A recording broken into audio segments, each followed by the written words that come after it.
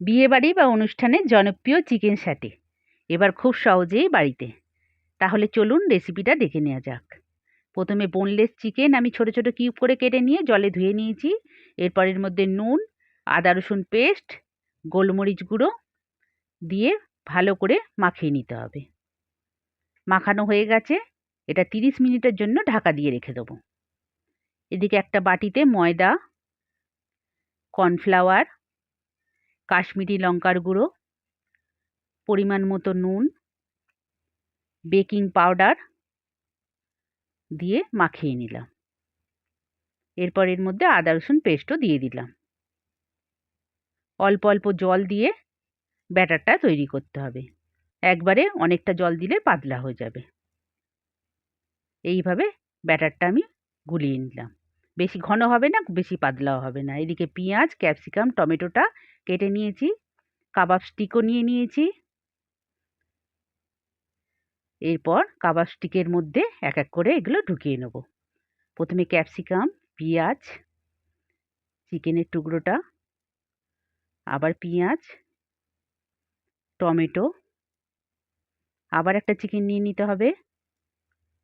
এরপর পেঁয়াজ আর একটা ক্যাপসিকাম দিয়ে দিলাম। দেখুন তৈরি হয়ে গেছে, কত কালারফুল লাগছে। এইভাবে আমি আর একটাও বানিয়ে নিচ্ছি।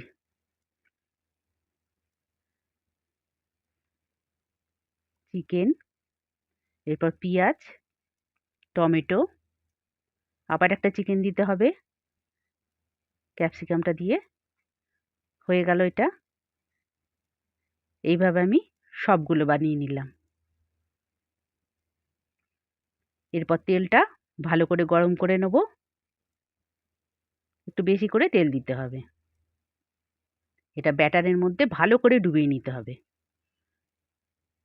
এরপর তেলটা গরম হয়ে গেছে, এর মধ্যে দিয়ে দিতে হবে।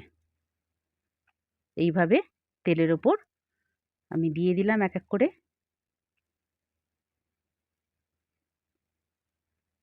এক পিঠটা হলে উল্টে দিতে হবে।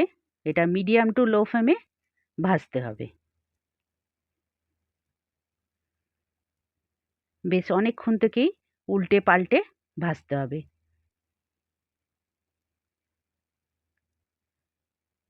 তাহলে মচমচে হবে। এইভাবে এগুলো ভেজে নিয়েছি।